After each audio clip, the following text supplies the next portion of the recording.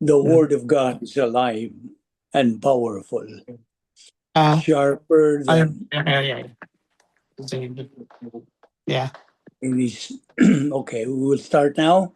Sorry. Yeah. The word of God is alive and powerful, sharper than any two-edged sword, piercing even to the dividing asunder of the soul and the spirit, and of the joints and the marrow, and is a critic of the thoughts and the intents of the heart. All scripture is God breathed and is profitable for doctrine, for reproof, for correction, for instruction in righteousness, that the man of God might be mature, thoroughly furnished unto all good works. Study to show thyself approved unto God, a workman that needeth not to be ashamed, rightly dividing the word of truth. Before we start our Bible study today, today's Monday, and on with our Zoom Bible study weekly. We do this, and this is through the Vic Balbido Evangelistic Ministry. And, the main thrust of this ministry is to bring, to proclaim, and to declare the gospel, the good news of salvation to all those who have ears to hear and heart with which to believe in. And we also teach God's truths, Bible doctrine to believers for their spiritual edification and growth of their spiritual life, and to persuade our listeners to join any congregation or evangelical churches wherein the Bible is taught. And so they should look for the church that teaches the Word of God, but teaches the Word of God accurately. Okay. So at this time, let us examine ourselves, whether we still have some unconfessed sins. We have to admit all of those sins directly to God the Father, so they won't become a barrier to our study. Therefore, let us pray.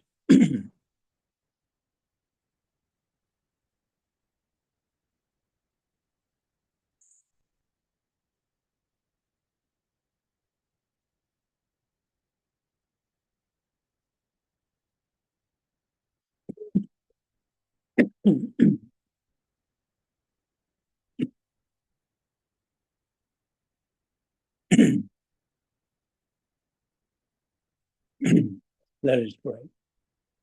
Heavenly Father, we consider it a privilege to have the freedom and the opportunity of fellowshipping in you and in your word. We are grateful, Father, that through your grace, you brought us this time in our group Bible study to take in your precious word, which is the only shield we can equip and arm ourselves to confront any false teaching that religion tries to spread in the devil's world. We now pray, Father, that you give us the necessary concentration and focus through the feeling of the Holy Spirit. Challenge and motivate us to the things that you are going to teach us today. This we ask in Christ's name. Amen. 7 things that we must remember as believers. Every day we should always think of this. God is our Father, Christ is our Savior, heaven is our eternal home, the Word of God, the Bible is our guide in life. Every believer in Christ is our family. The gospel, the good news of salvation, is our message, and our destiny is glorification of God. And we know that we have been saved by grace alone, through faith alone, in Christ alone, through the scriptures alone, for the glory of God alone. So we have the Latin word sola scriptura, scripture alone, and then sola fide, faith alone, sola gratia, grace alone, and solus Christus, in Christ alone, all found in Ephesians chapter 2, verses 8 and 9. And so, without further ado, we will continue our discussion today on the gospel. First of all, God has given us this time, and we know that time is an expression of God's grace. God's timing, as we know, is perfect. But our timing as human beings are not good, lousy. And so we are here making use of God's time that He has given us. Now, and we know that we cannot go on with our spiritual life if we are not filled by God, the Holy Spirit. That's why we have to make more emphasis on this. So those who are joining us and who are listening to our Zoom Bible study may realize how important and essential is the filling of the Holy Spirit, the power of God, the Holy Spirit. And so I always ask you, are you living in that power as a believer? And if you are not, God is just waiting for you to ask Him that you can be filled by the Holy Spirit. Ask it from the Lord right now if you want. And how? By following God's protocol. God has His own mechanism, protocol, and guideline. You know, God's protocol calls every believer to reside in His power system, coined doctrinally as the operational type, divine sphere. Now, these terms that we are using are very common to doctrinal believers. If you are a doctrinal believer, you understand what it means. And so, God calls us believers to stay there inside so we can execute the protocol plan of God for our life. You see, God's plan for our life is the best and the highest. And you know that. And there, inside the divine dynasphere, is you are filled by God, the Holy Spirit. And so you are back into fellowship with God. There you can function and live the power of God, the Holy Spirit. And the only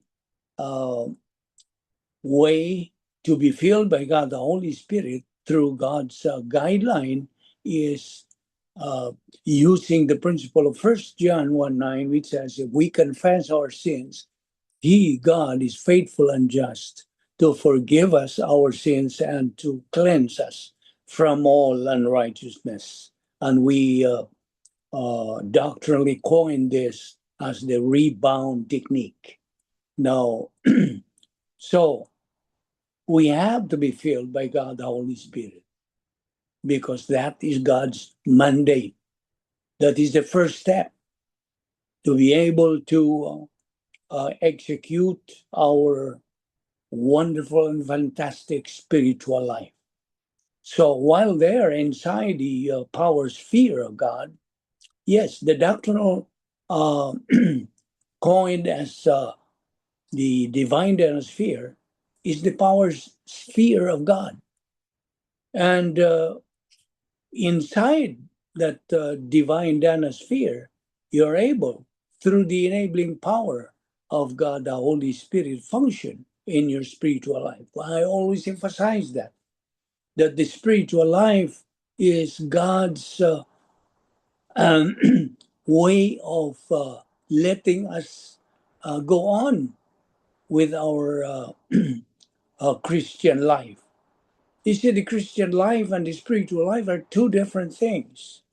You are called a Christian, but that doesn't mean that you are living the spiritual life. The spiritual life is far higher than the Christian life. The Christian life is just the title. You claim to be a Christian because you are a follower of Christ. But to execute the spiritual life is far, far different from being a Christian. You may be a Christian, but you are not spiritually growing. You see? So we emphasize here the function of a true Christian is to grow up spiritually, following the mandate of 2 Peter 3:18, which says, grow in grace and in the knowledge of our Lord and Savior, Jesus Christ. So you can function as you go on with your spiritual life. Spiritual momentum must be maintained. So you can function in your spiritual life and you are even as good as God is good when you are inside that power sphere. So to be living in the power of God, the Holy Spirit, is to be a potential winner in life and to be victorious in the unique spiritual life. We call this a unique spiritual life because this has never been experienced in the past and the other dispensations. I mean, the believers in the previous dispensations. This dispensation is unique. That's why one of these trademark of being a unique dispensation is that we believers in the church age are indwelt by the Godhead. God the Father, God the Son, and God the Holy Spirit indwell our body. And so, how would you like to be in that higher ground of spirituality? How? You see, that's where every believer in Christ is supposed to reside, to be able to avail of God's divine assets and eventually be a potential winner in life. And so, we continue in our discussion. First of all, we talk about the gospel. And when we talk about the gospel, the good news of salvation, taken from the original word evangelion, which means good news, this is addressed to you. If you are an unbeliever, what is an unbeliever? An unbeliever is a person who has not made the most important decision in his life, the decision to believe in the Lord Jesus Christ as his Lord and Savior. If you have not made that most important decision, you are not a believer. You are not a Christian. You are not saved. You are judged. And so, therefore, to free yourself from being judged and condemned under the wrath of God, then you have to follow what God has set up in his plan. First of all, the first step is for you to believe in Christ. And after believing in Christ, you get saved. You are already free from the bondage of sin because you have been washed out by the precious blood of Christ, by redeeming you. You are now a, a Christian, a believer. And so, therefore, the next step that you should do is to follow God's mandate, 2 Peter 3:18. I just quoted a while ago. You have to grow up. How? By doing what we are doing, studying God's Word. And we have to study God's Word not intermittently, not that when you feel like studying God's Word. No. God mandates every believer to study His Word on a regular basis, on a daily basis, consistent and persistent, regular basis, making it the believer's priority in life. See? And so, as we continue taking up about the gospel, which I'm trying to make this clear to you, unbeliever listening to us. First of all, the late John MacArthur said once, he is bound by the scripture, he said. So the scripture is my authority. And from scripture comes conviction, or for, let's say, comes doctrine or truth.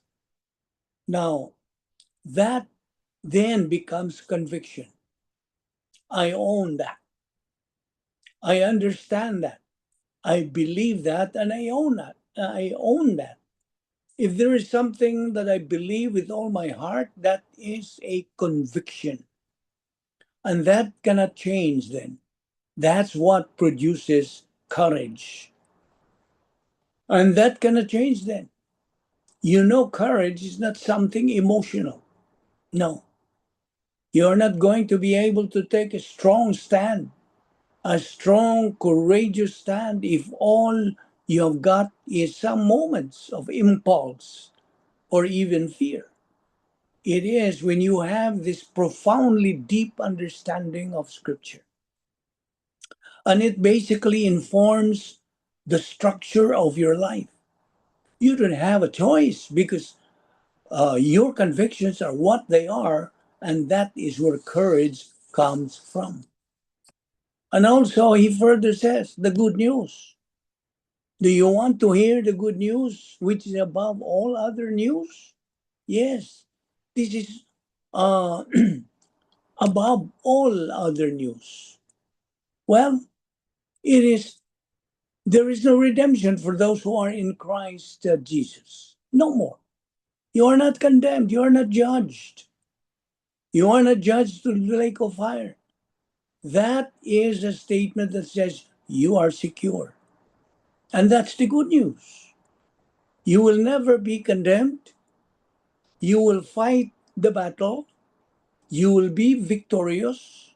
On occasions, you will fail and succumb to come to temptation. You will always feel like you are bearing about a certain kind of wretchedness.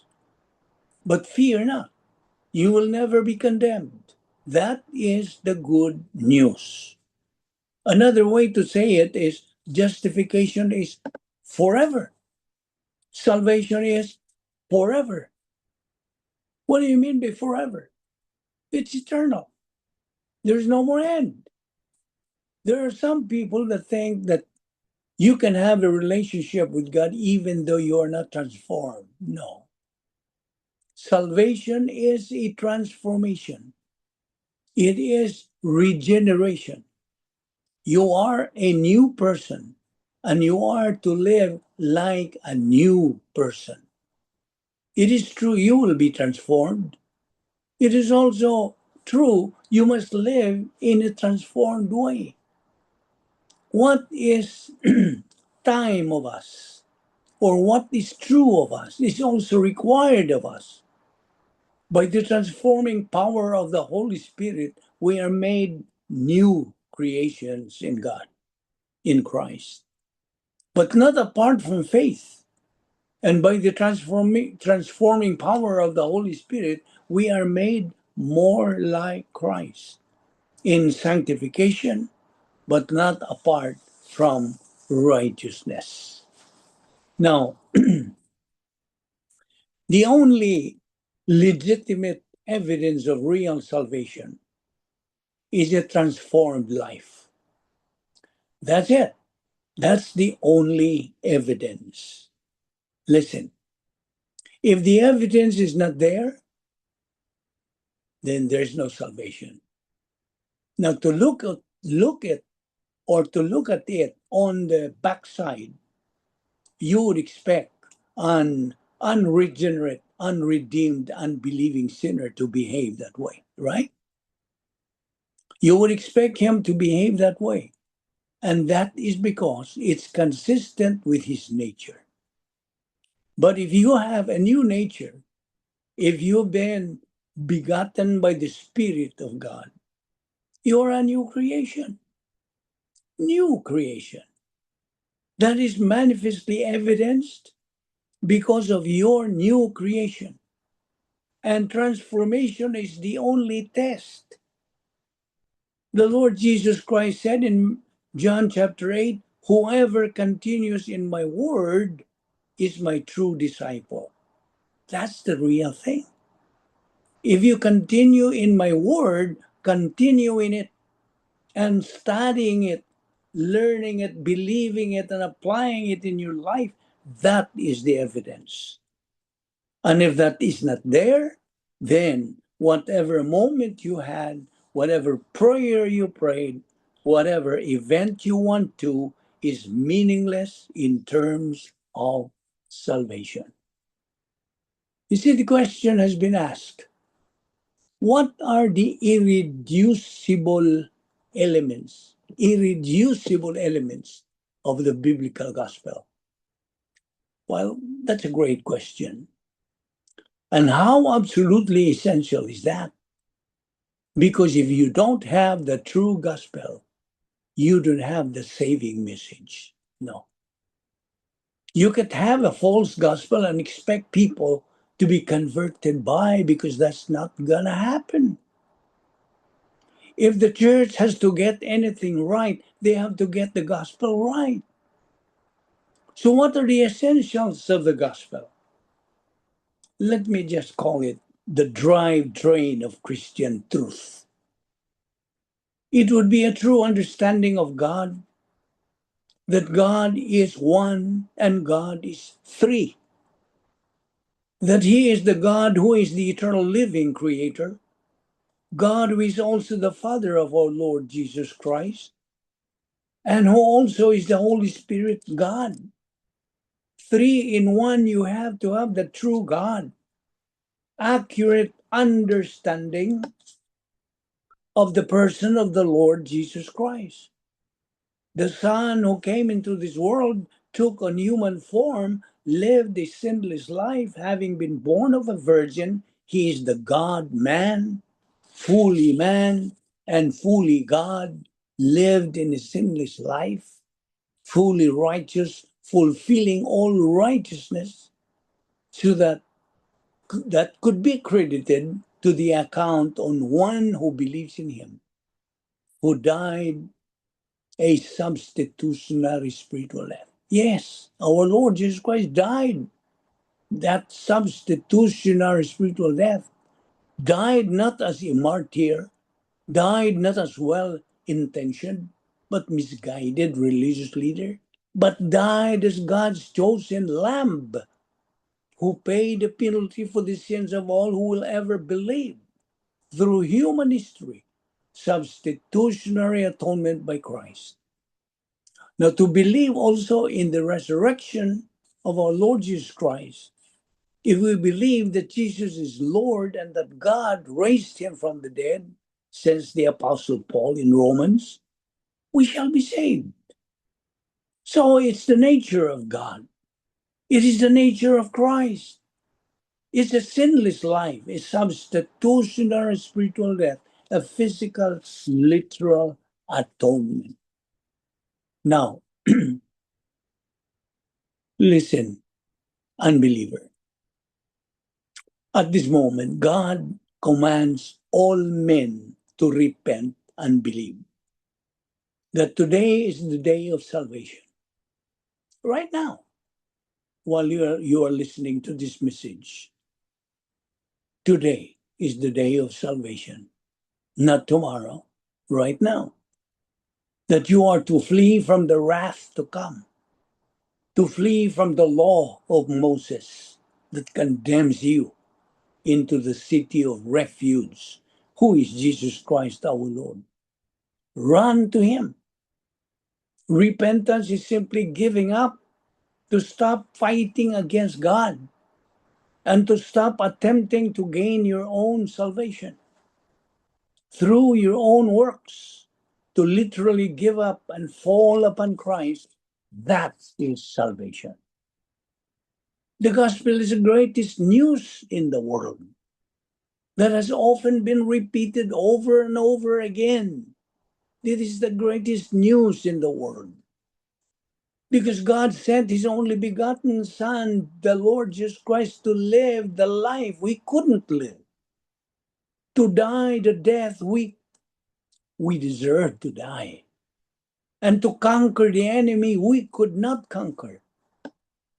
Anyone anywhere who turns to the Lord Jesus Christ and trusts Him as Savior and Lord will be forgiven of their sin and restored to relationship with God for all eternity. Did you hear me? For all eternity. So who is the Lord Jesus Christ? Let me reiterate the personality and the person of the Lord Jesus Christ. He is eternal life. I am writing down here 68 titles of our Lord Jesus Christ. If you have not met Him, you have not known Him, this is who He is. Eternal life, the Word of God, the atonement for sins, the tree of life, the light of the world, the true vine, Savior of the world, the good shepherd, the anchor of our soul, the resurrection and life, the Lord of hosts, the only begotten Son, the way, the truth, and the life, the Messiah, Son of God and Son of Man, the man of sorrows, head of the church, the master builder, our kinsman redeemer, our Sabbath rest, our hiding place, judge of the word, our bridegroom, our great high priest, the fountain of life, our rock and refuge, the chief cornerstone, the bread of life, the faithful witness, our Lord, the Word made flesh, the horn of salvation, image of the invisible God, the anointed one, the King of the Jews, King of kings, Lord of lords, King of the ages, without shadow of turning, the Lamb of God, our mediator, Emmanuel, the author of faith, the giver of all good gifts, our deliverer and advocate, the mystery of God, the living stone, the lawgiver, the arm of the Lord, author of eternal salvation, the righteous branch, the day spring from on high, the desire of the nations, God's wisdom and power. And what else?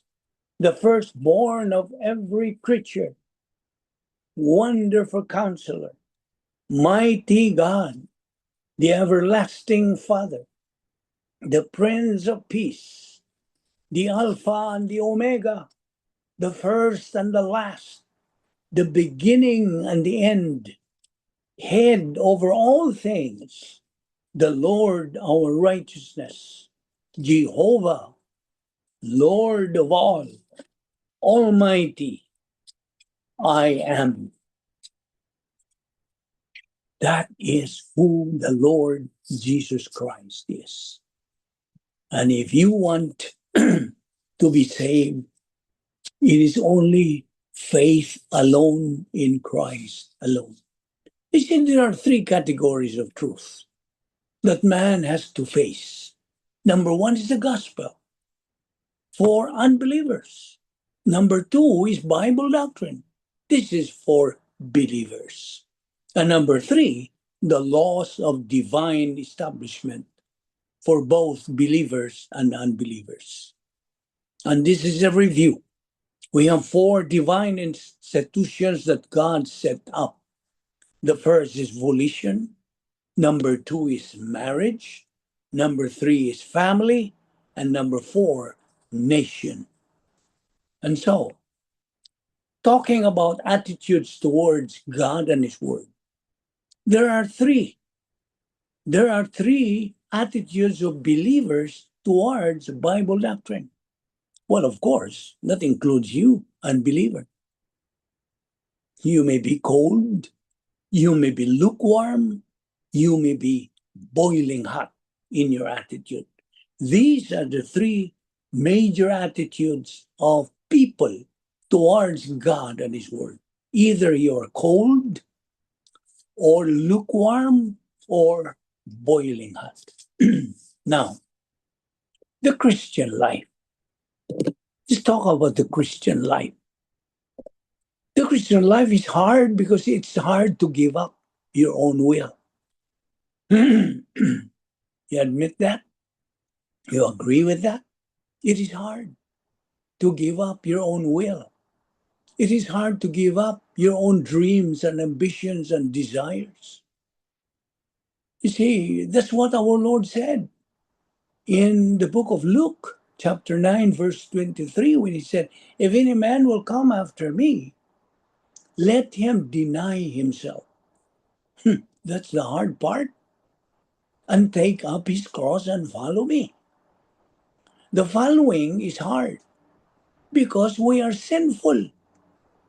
And even though we are regenerate, even though the Holy Spirit lives within us, when did He live within us? At the point of salvation. God, the Holy Spirit, indwells our body. Even though the Holy Spirit lives within us, even though we are new creation, we're still incarcerated. Now none-redeemed human flesh. And it is a battle. Like Paul said in Romans chapter 7, we do what we don't want to do. We don't do what we ought to do. Oh, wretched man that I am, who will deliver me from the body of this death? Says Paul. Paul himself said that. So listen, the whole of the Christian life is constantly this effort to deny oneself. Literally, John says the words of Jesus were to hate yourself, to literally determine not to do what your flesh wants to do.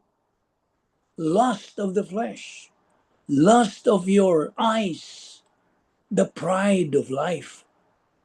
The Christian life is hard. I repeat, the Christian life is not easy, it is hard because of who we are. But on the other hand, the Christian life is easy, listen, because of who Christ is. You see, the easy part is His part. We don't have to maintain our salvation. No. We don't have to maintain the presence of the Holy Spirit. He lives within us forever. He grants us His Spirit permanently. We don't have to come to some kind of understanding of truth by pursuing truth on our own. He gives it to us in His Word. So the easy part is the presence of the Lord, the presence of the Spirit of Christ in us, the truth of Scripture, the blessings that flow from heaven. He has ordained the plan in our lives. He holds us in His care. He supplies all our needs. He leads us in green pastures, distilled waters. He fills our lives with blessing. And you could say that all that flows easily from the loving hand of the Lord. The hard part is us denying ourselves. Now, yes, the Word of God is offensive. Now, the late John MacArthur also said about this, I couldn't care less what an unbeliever wants in the church service. That is the last thing that I could care about. Well, he said, when he was interviewed by Ben Shapiro, he said, does it bother you that you offend people? You know what John MacArthur replied? I said, no, I offend people on purpose. I don't want to personally offend them by a lack of love or care. kindness or compassion. But I'm sorry, this word from God is offensive. That is true. The word of God is offensive to people. It's offensive especially to unbelievers. Do you know why? Because God's word convicts unbelievers of their sins, most especially their sin which is unpardonable. You know what is the unpardonable sin? The sin against or blasphemy of the Holy Spirit. Their sin of rejecting the Lord Jesus Christ, the Savior. Matthew 12:31-32, what does it say? You remember what it says? Okay, now, you remind yourself about that particular verse because that mentions about the unpardonable sin. It also convicts believers. Remember, if you are a believer now, it is convicting on you. It is offensive on you. It convicts you, believer, who are carnal and reversionistic. You are not on the right track as far as the plan of God is concerned. You ignored it. You are negative to it. And so you are convicted of your unrighteousness and evil deeds. So you can see how offensive the word of God really is. God, it's designed that way. It's designed that way. So understand that.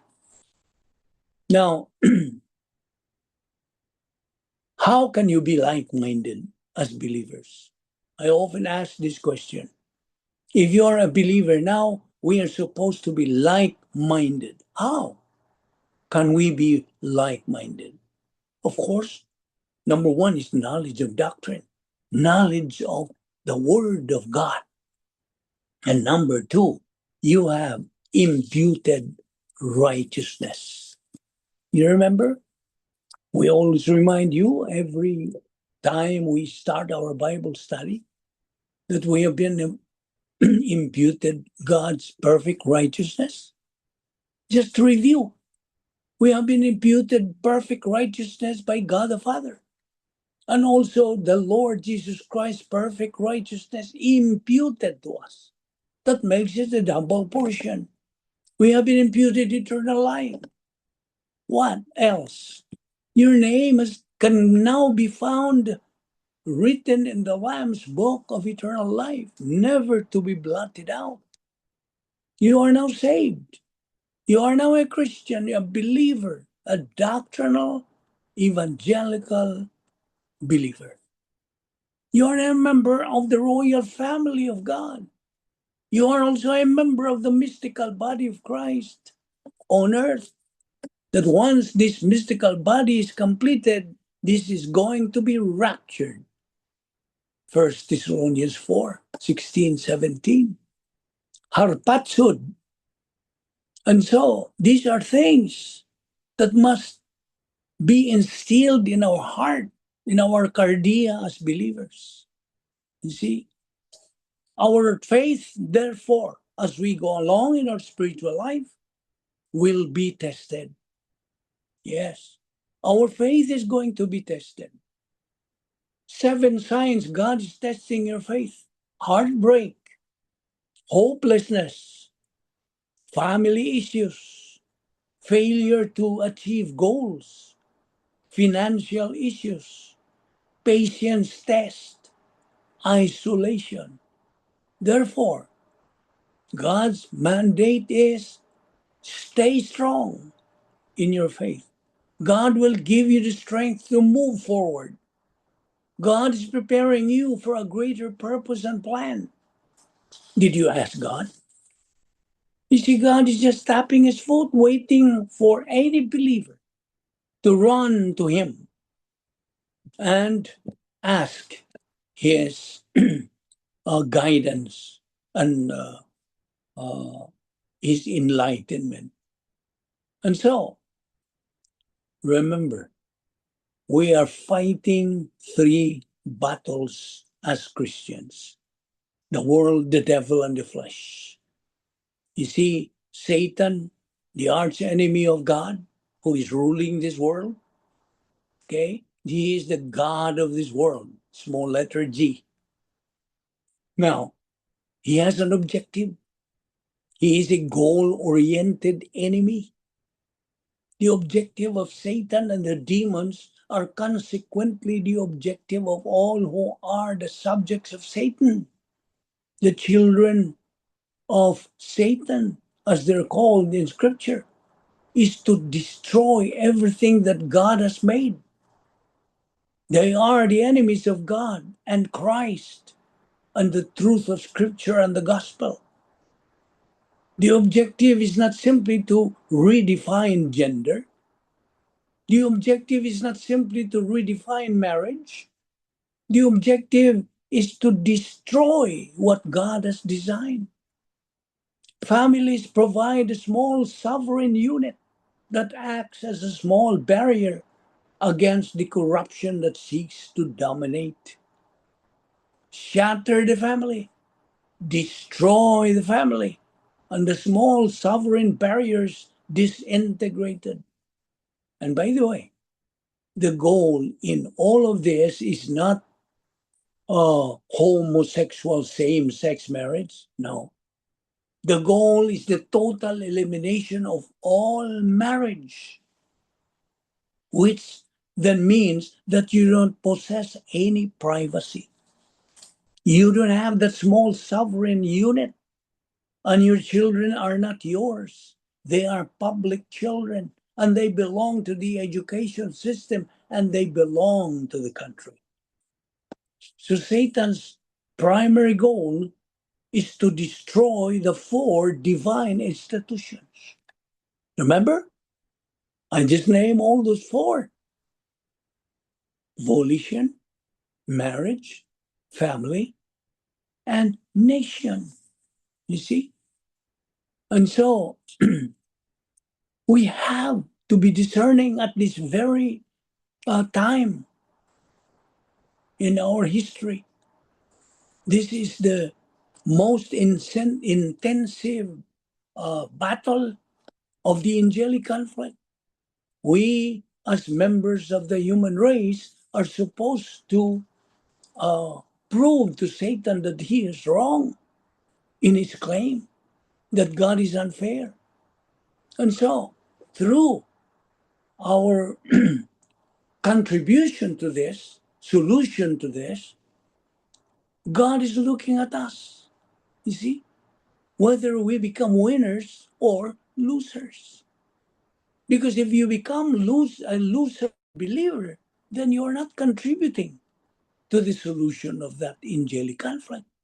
In fact, you are contributing as a problem. You are a problem maker, not a problem solver. You see?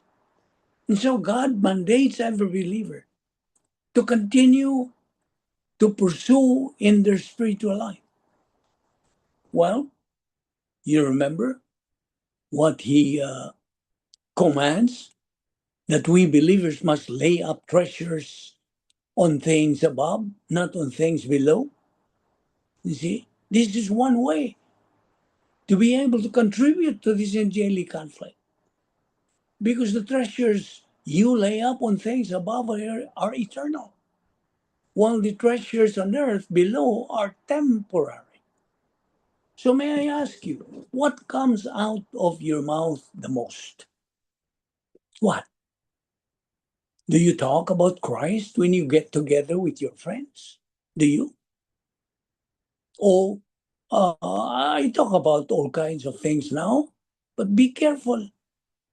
If you're one of these Christians who walk around at any time somebody talks about something other than the Lord Jesus Christ, you jump on them. You've got serious problems. Well, I love life. I love all kinds of things in life.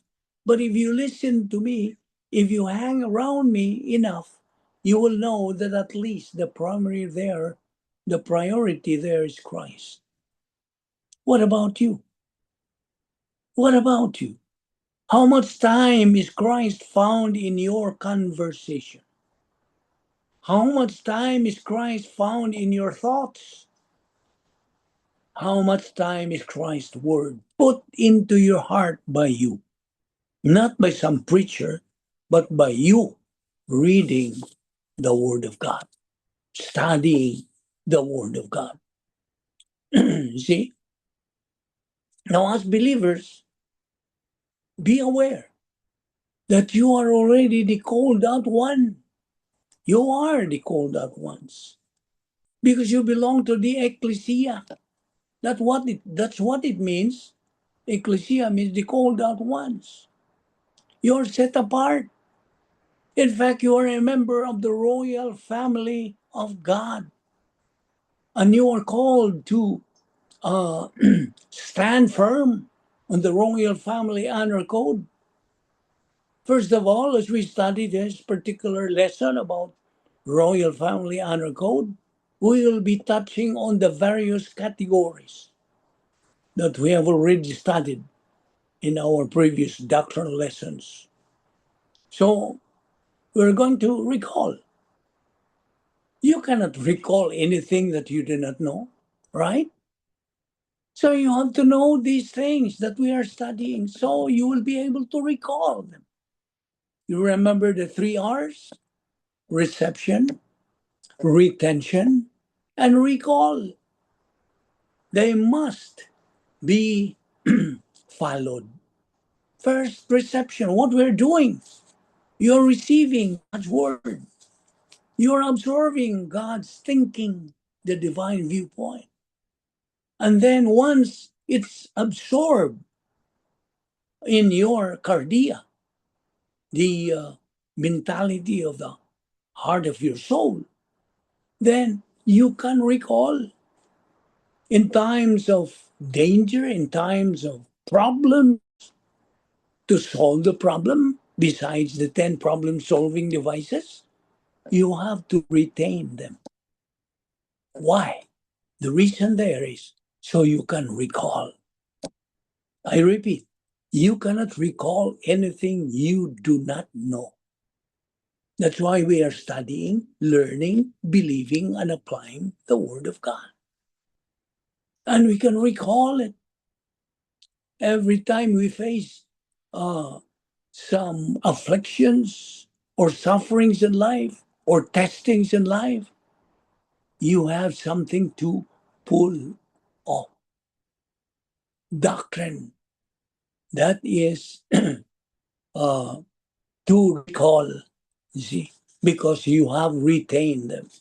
You recall. So we're going to recall then. Reverse concentrate on those past lessons in order to refresh our mind. Thus, impart them in our mental attitude as they are supposed to have already become part of the frontal lobe of the mentality of our soul. As you see, the royal family honor code, besides being an effective guide of every believer's spiritual life, is apparently based on the believers being members of the royal family of God. It's as believers in Christ, we were admitted to be members of God's royal household. We were adopted as children of God through our personal faith on the Lord Jesus Christ. John 1:12. Now, we believers became members of the royal family of God due to the fact that Christ was born with the very royal title of being the King of Kings. See, Christ's third royalty title as King of Kings is his battlefield royal title. Although this particular title has not occurred yet, that is already his title. Do you know that? You see, Christ had 3 titles, and the first 2 he had already accomplished. The third, or the last of which, is his being the King of Kings. As believers in the Lord Jesus Christ, in the church age. We are now part and are now joining Christ's royal title. Again, this royalty title of our Lord as King of Kings and is the battlefield royal title. So because of this very title of Christ, and as we join him in that title, that makes us members of the royal family of God. See? Hence, this royal family honor code has now become God's law to follow. And we believers in the church age must need to study this honor code as our guide, being royal family members. You see, we church age believers do need guides in our spiritual life. Besides, of course, the Word of God.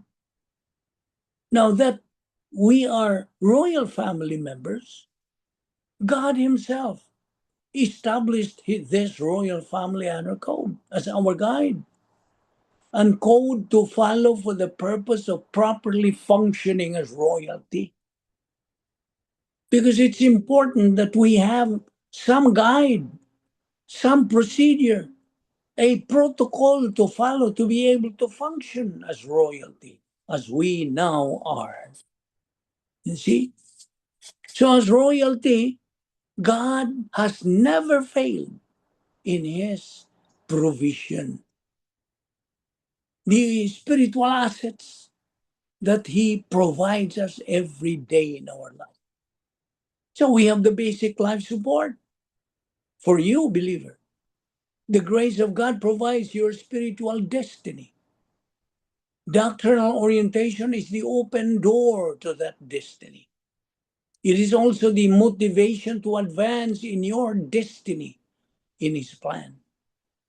As the faith rest life grows, along with grace and doctrinal orientation, so your destiny progresses. Remember, we are called to study God's Word, mandated in order to make God real to our life. That's the only way. You want to make God real to your life? And not only an imagination? There are so many people in the world today who just think that God is just floating in it midair and where is He? You see. You see, the contents of the Bible is very, very important and essential to you, especially you, fellow believer. Because our omnipotent, sovereign God's absolute truths. These are the contents of the Bible. Omnipotent, sovereign God's absolute truths, all worthy to be believed in. God's instruction manual to mankind, most especially to believers in Christ. This is God's instruction manual for you. Outside of it, listen, outside of it or apart from it are, what are they? Lies, deceptions, sponsored by Satan through his dexterous and cunning ploy. What is his cunning ploy? Religion. God's word is his absolute viewpoint that guides, lights up man's path in life. You remember Psalm 119, verse 105?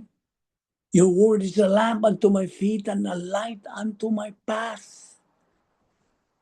God's word leads believers to be victorious, to be successful, and winners in life. This is one of the thrusts of our ministry. The importance of Bible doctrine. This is emphasized to you, fellow believer, because people nowadays have wrong priorities. They prioritize the world and all these mundane things that are surrounding them. There are material things that are not everlasting. they'll they fade away, you see. And so we emphasize the importance of Bible doctrine. Bible doctrine is the only way by which you can know and love Christ. Do you know that? If you profess to love Christ, this is it. It's in the Word of God. 1 Corinthians 2:16, Philippians 3:10. Bible doctrine is in the right lobe. We have two lobes in our mind, left lobe and the right lobe. The left lobe, well, you learn the Word of God academically. See, that's academic knowledge. It has no value, no validity as far as your spiritual life is concerned. It must be transferred to the right lobe because the right lobe is the doer lobe, while the left lobe is the hearer lobe. Once you transfer it, how? How do you transfer it? By being filled by God, the Holy Spirit again. We emphasize the filling of the Holy Spirit. How are you filled by God, the Holy Spirit? By confessing your sins directly to God the Father. You can name them, you can admit them, you can acknowledge them mentally. And God, what? Will cleanse you of all those sins. That is rebound technique. We term it as rebound technique.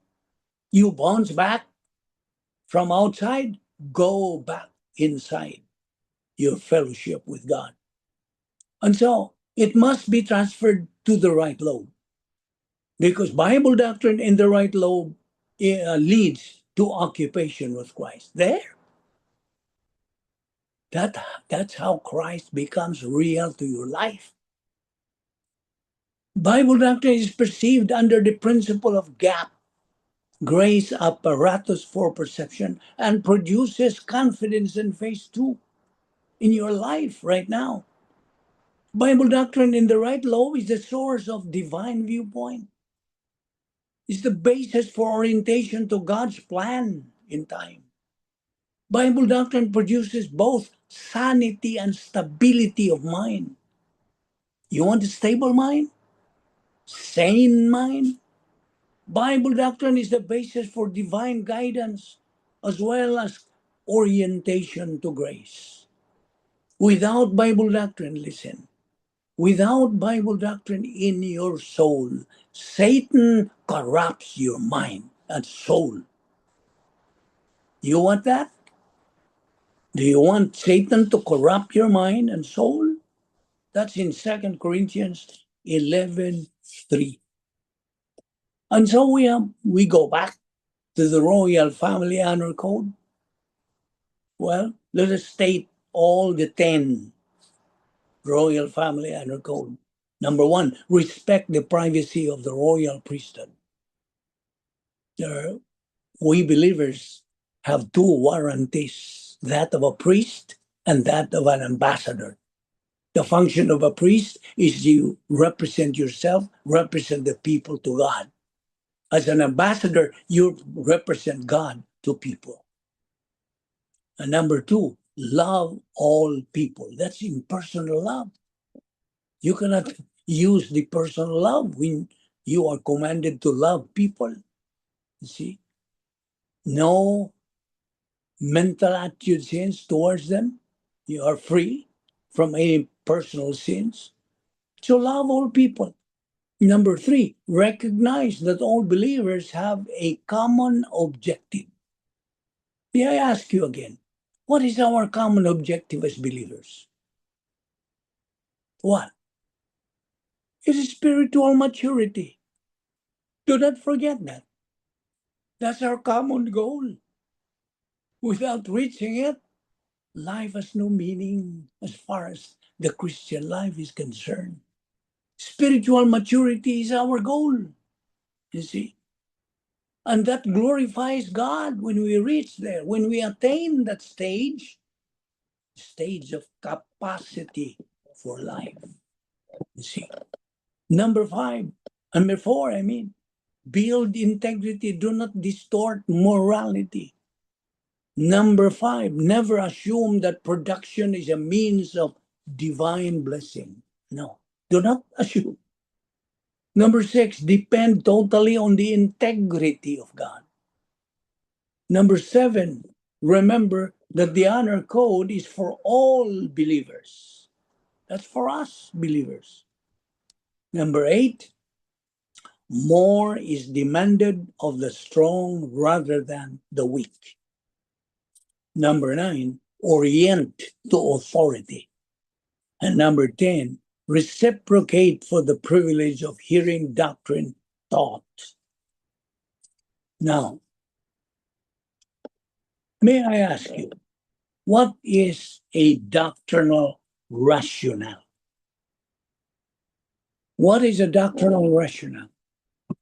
Well, we may define this as an underlying reason, a justification on an explanation from doctrine. Using a doctrinal rationale is a logical process, a mental process of moving from the raw doctrine to biblical conclusion. Now, we have examples of doctrinal rationales. Logistical grace. What else? God will provide you everything you need while you are on earth until the very day you die. Will you please close this here? And then number 3, the logistical grace is provided as long as you can fulfill your spiritual destiny on earth. And number 4, you know this is true and you do believe it in your soul. And you are also called to reach that point of being humble. Now, what is really humility? So many believers don't know the real meaning of humility. What is humility? Is it that you look down on the ground and then? No. James 4:10 says, "You humble yourselves in the sight of the Lord, and he shall lift you up." Okay. To define what humility is, it is a Christian virtue, which is a comfortable, relaxed way of thinking, prohibiting the desire to elevate yourself over others and straining the desire to denigrate others for personal gain or promotion. Now, the Greek word for this is hopsuo. Hopsuo, Hupso, which means to lift up, to raise up someone. Example, our Lord Jesus Christ was lifted up on the cross. So the other meaning for humility is enhancement in honor, fame, position, honor. To promote, especially in the spiritual sense. Now, the metaphor for humility is doulos, Greek word, D-O-U-L-O-S. D-O-U-L-O-S. It is a metaphor of humility. Now, okay. In another point, there are 2 systems of authority in the royal family of God. We have been touching about the royal family of God. Number 1 is outer authority, which is the pastor teacher, the one who teaches Bible doctrine. So that's outer authority. The second is the inner authority. What do you think is the inner authority? It is Bible doctrine, the very words of God. Okay? You see, God mandates every believer that they put on the full armor of God to shield themselves from their spiritual enemies. Again, The three major enemies of believers is the world, the cosmic systems of Satan. The second is the devil, Satan himself. And then the third is the flesh, the old sin nature. Now, the more useful we are to God, the more we will be attacked by the enemy. Yeah? And that is a principle in the Bible. The purpose of life is not to be powerful, not to be wealthy, not to be a success, or to be famous.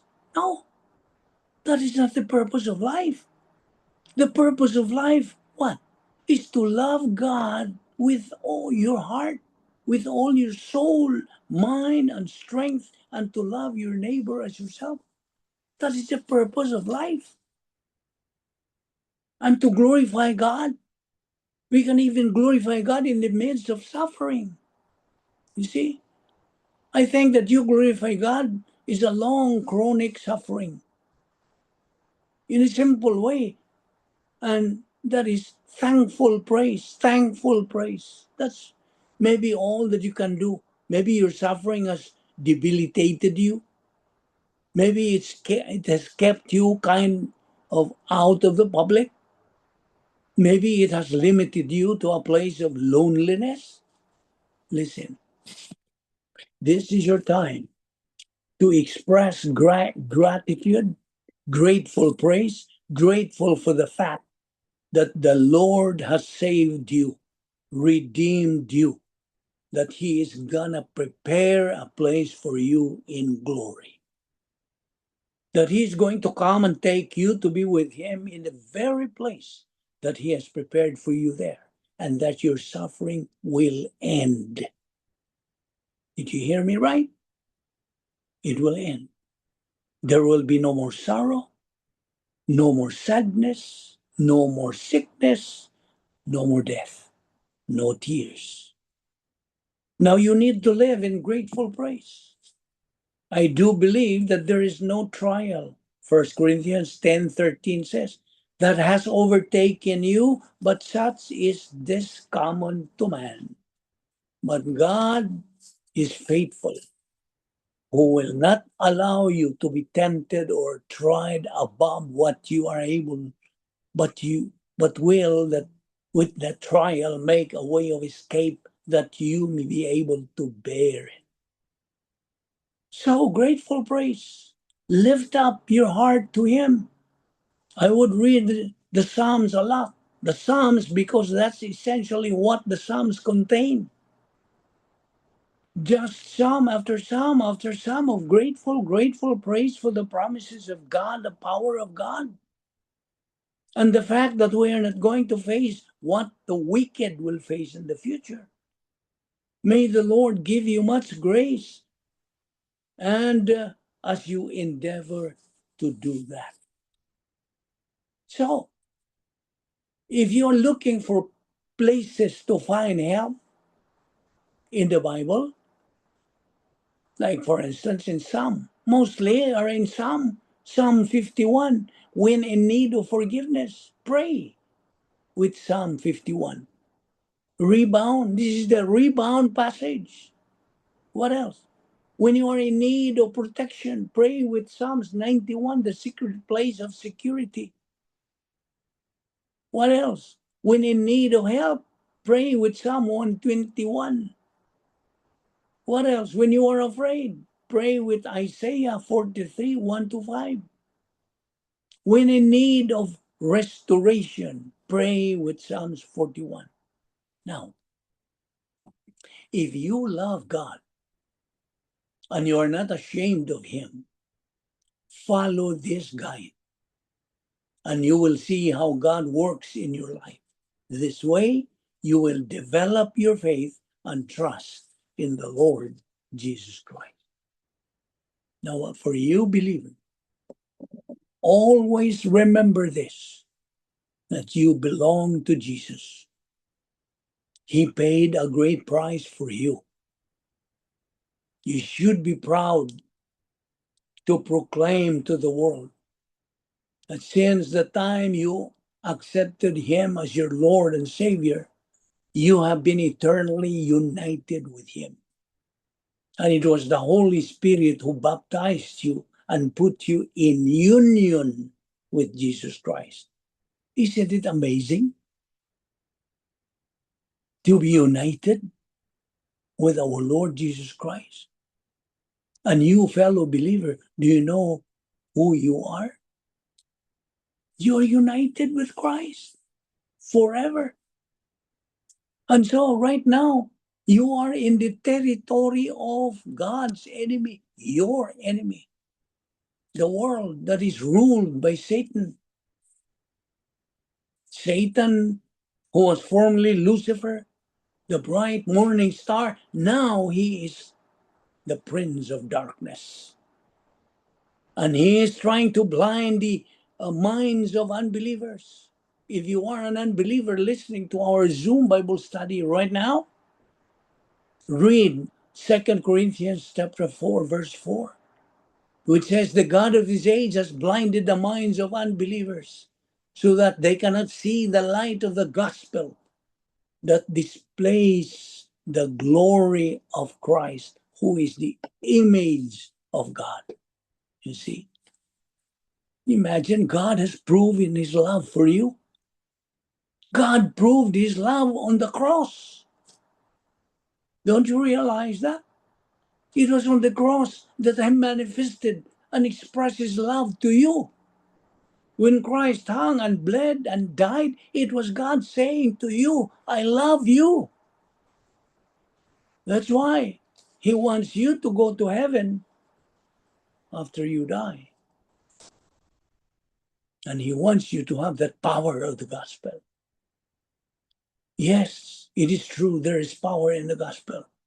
This is the same gospel that Apostle Paul preached. All the other well-known and famous preachers preached. And I myself preached. And this gospel has changed lives and saved souls today through the enabling power of God, the Holy Spirit.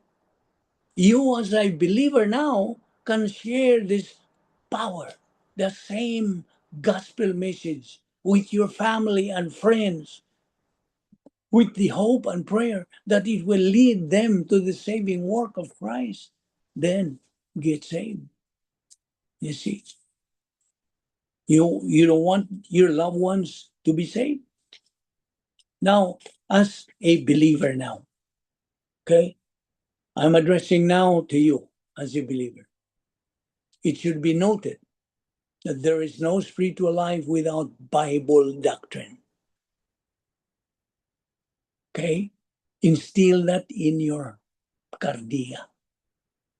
There is no spiritual life without Bible doctrine. There is no spiritual life without rebound or being filled by God the Holy Spirit. There is no spiritual momentum without the filling of the Holy Spirit.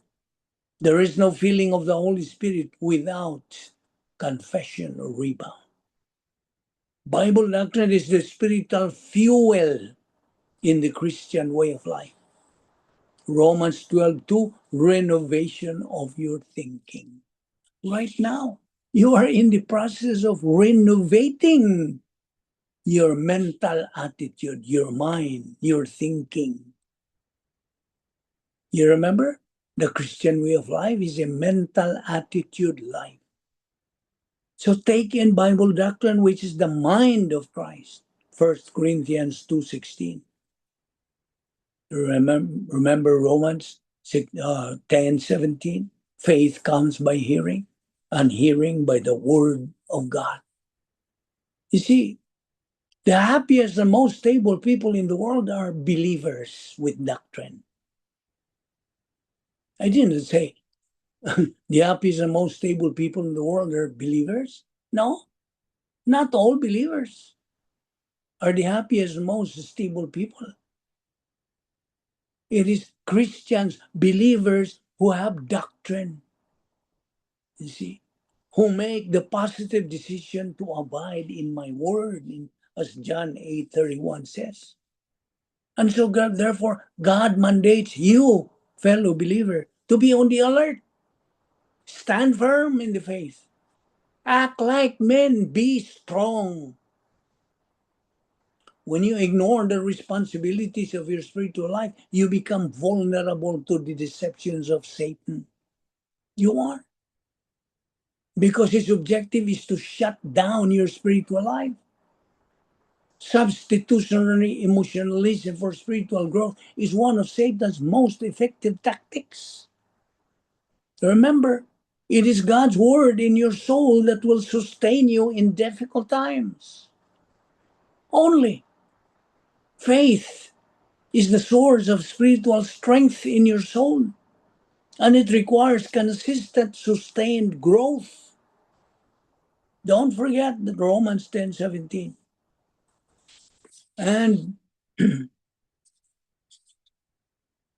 remember, you unbeliever. I'm switching now to you unbeliever.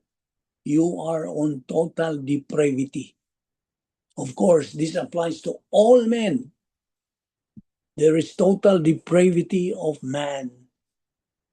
You see, Matthew 3, verses 10 to 12 says, as it is written, there is none righteous, not even one, none.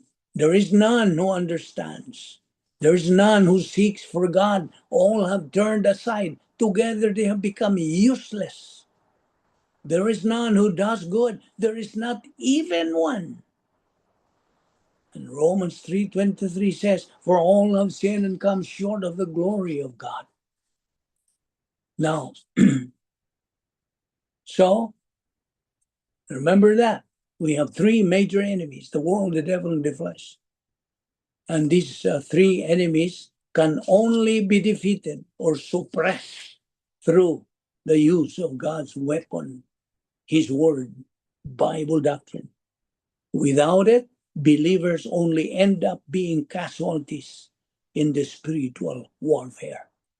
Can you afford to be a casualty in the spiritual warfare?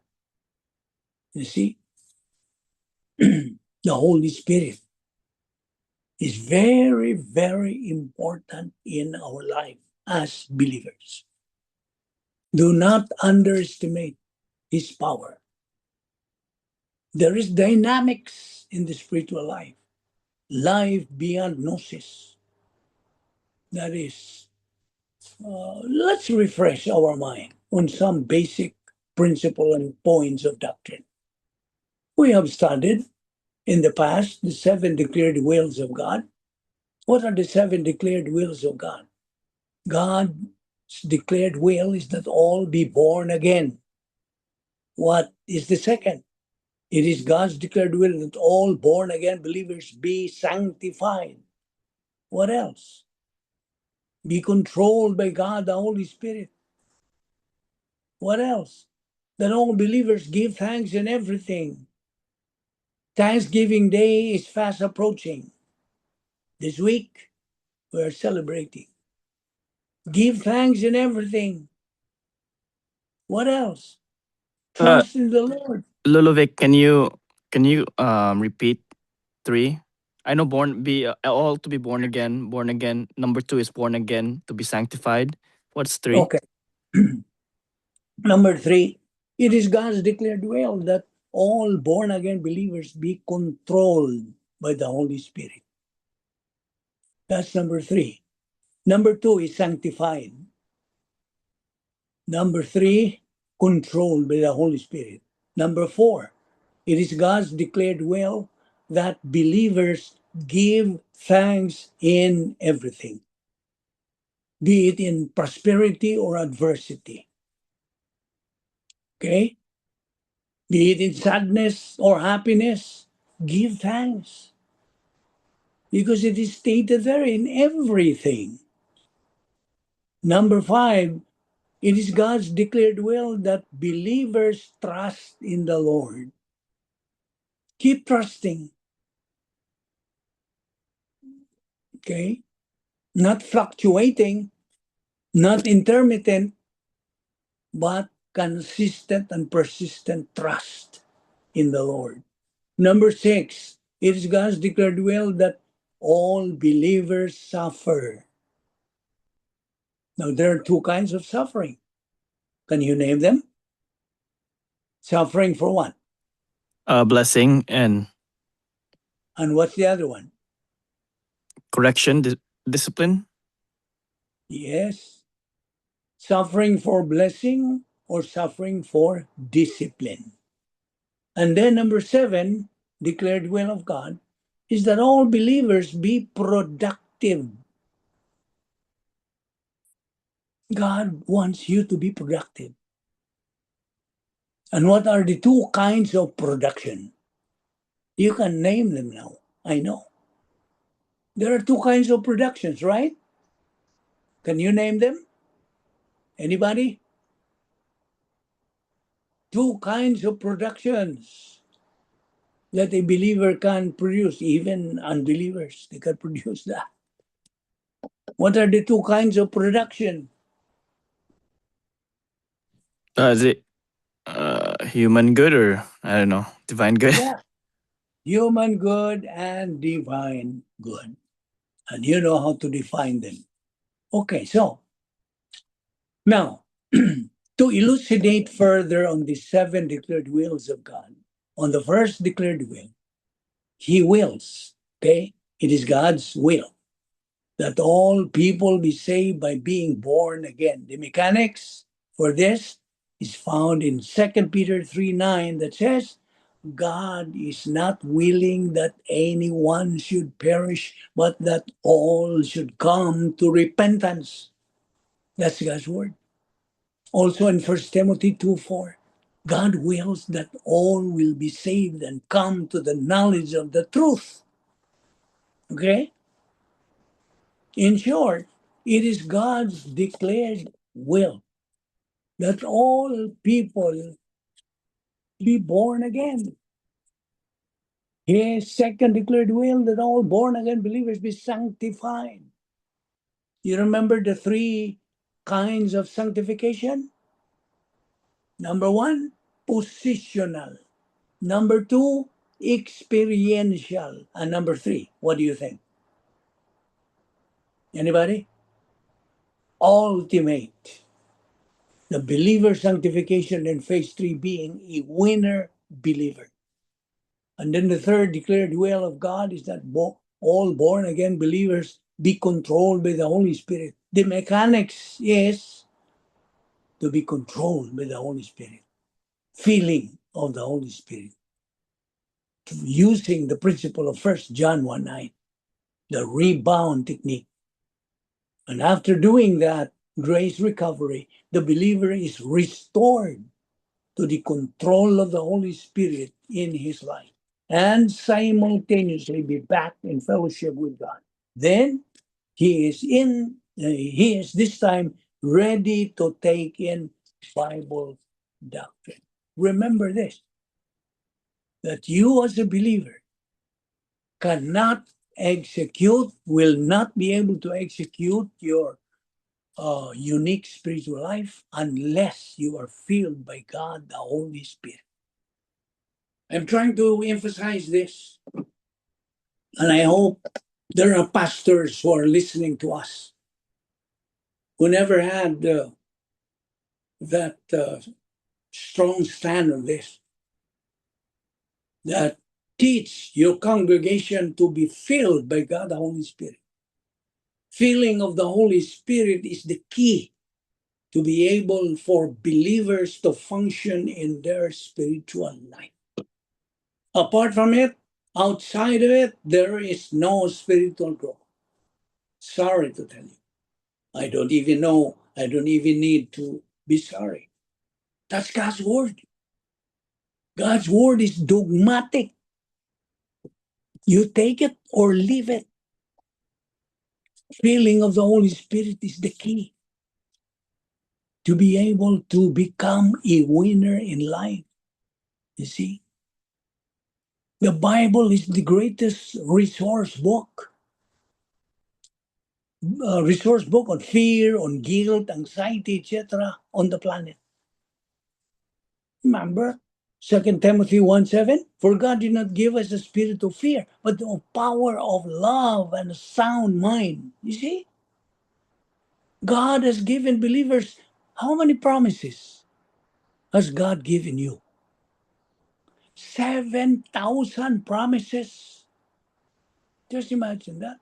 And how many promises have you memorized? Have you learned by heart? You see? God has provided believers 7,000 promises so they can face every fear of this generation. It's all there in Isaiah 26:3 and Isaiah chapter 4, verse 10, in Philippians 4:6-7, 1 Peter 5:6-7. Now, these issues have been around since the first man and woman in the Garden of Eden, Genesis 3:10.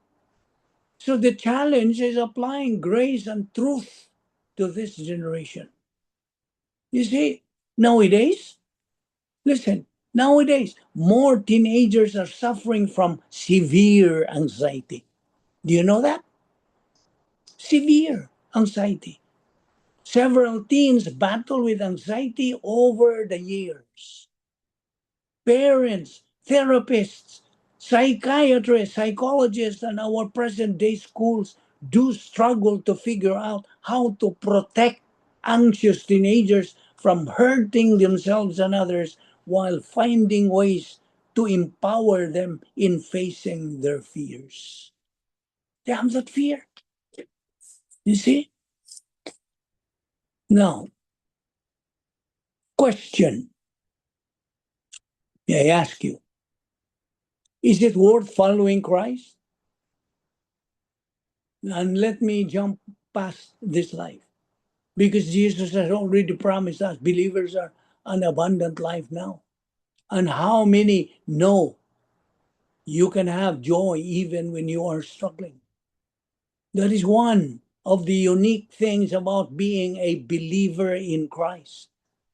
You know, you can have the joy of the Lord whether you got a lot of food in the pantry or whether you don't have any, whether there's a lot of bank account or whether there's not much. But because following the Lord Jesus Christ always offers the opportunity for hope, always a sense of confidence that God is there, that He is my Father and I am His child. You see? Well, you remember Greg Laurie? Greg Laurie once said, don't freak out because greater is He that is in us than he that is in the world. Yes. Greater is He that is in us than he who is in the world. What does that mean? Anybody who can explain? Greater is He that is in me than he who is in the world. Can you explain that? Anybody? Greater is He that is in me is the Holy Spirit. It's greater than he who is in the world. Who is in the world? Satan is. So put on the armor of God. That's what Apostle Paul tells us in Ephesians 6. The helmet of salvation, the breastplate of righteousness, the shield of faith, the sword of the Spirit, having your feet shod with the preparation of the gospel of peace. So in other words, stay close to the Lord and guard your mind. Trust in the promises of God and use the word of God, the sword of the Spirit. Don't you know that the word of God is the sword of the Spirit? See? Now we have doctrine through our volition. You see? We acquired a Bible doctrine through our decision. Now, it is very important that what do you mean by volition? What's the other name for volition? Free will. Okay, free will. What is volition? Well, it is God-given ability to choose. The capacity of your soul to decide for or against God. against truth and against obedience. It's one of the most sacred parts of your soul and a key part of being made in the image of God. That's in Genesis 1 26, 27. In essence, God gives every person free will, and with it, the responsibility to choose his plan or to reject it. You see? Now, in Joshua 24:15, it says, choose for yourselves this day whom you will serve. And in Galatians 6:7, whatever a man sows, that he will also reap. Now, these verses that we try to recall show that while God is he's sovereign, of course, he honors human volition. Every blessing or consequence flows from the choices we made toward or away from his word. Now, here are some key points of the doctrine. Volition. Volition is neutral. It is your freedom to decide. What matters is how you use it. Every test in life is a test of volition. Will you choose divine viewpoint, truth, or human viewpoint? Emotion, pride, fear. See, choose. Spiritual growth depends on consistent positive volition toward doctrine. But negative volition leads to spiritual decline due to arrogance, self-reliance, rejection of truth. Divine discipline or blessing often flows directly from how volition is exercised. So apply it every moment. Here is how to live out the doctrine of volition daily. Choose to think before reacting. Think before reacting. You see? Is my decision aligned with God's word or my emotion? See? It's a daily choice to follow God. A daily choice. Choose faith over fear. When uncertainty comes, decide to trust God's promises. Choose grace toward others. When hurt, use your volition to forgive rather than retaliate. Choose humility and teachability. Stay open to correction, letting the word renew your mind. Choose consistency. Daily positive decisions toward learning and applying doctrine build strong stability in the soul. See? You see, the doctrine of volition reminds us that life is a series of choices, right? Do you agree?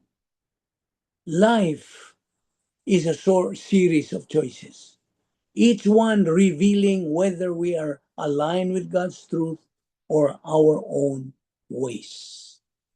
Okay? So we will continue where we stopped. We'll continue this tomorrow. Okay? Is there any question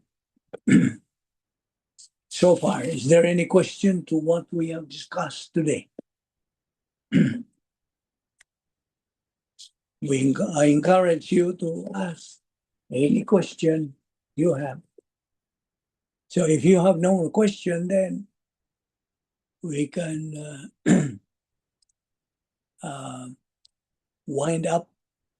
wrap up our Bible study today.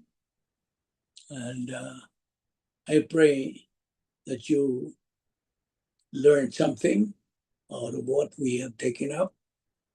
And we still have a lot of things to discuss in the next few weeks while I'm here in Los Angeles right now. So is there any question? No more questions. So can we ask Ken to lead our closing prayer? Heavenly Father God, we thank you for this opportunity with everyone to have um, the ability to study your word, to choose our volition, to listen and hear and apply in our life, Lord, on what we learn. Lord Jesus, we thank you for Ludovic's ministry. We thank you for the people attending, for their positivity to the word. Lord Jesus, I just pray that you continue to use this ministry to bless us and that it continues to help our life and be able to apply it into our life and continue to reveal yourself through your words, Lord. We thank you for your word, for your love, for your grace, and your mercy. We love you, Lord. In Jesus' name we pray. Amen. Amen. Amen. Thank you, Ken. Thank you, Lulovic. Thank you, Okay, Rumbek. regard. Thank you, Okay, John. John. Oh, Okay, bye. Hello. See you tomorrow. okay, see you Tomorrow. tomorrow. Okay. Regards to your Lolo Ben and Lula Esper. Sige, Lulovic. Yes. Thank you. Bye. Okay, Thank you again. bye-bye. Bye-bye.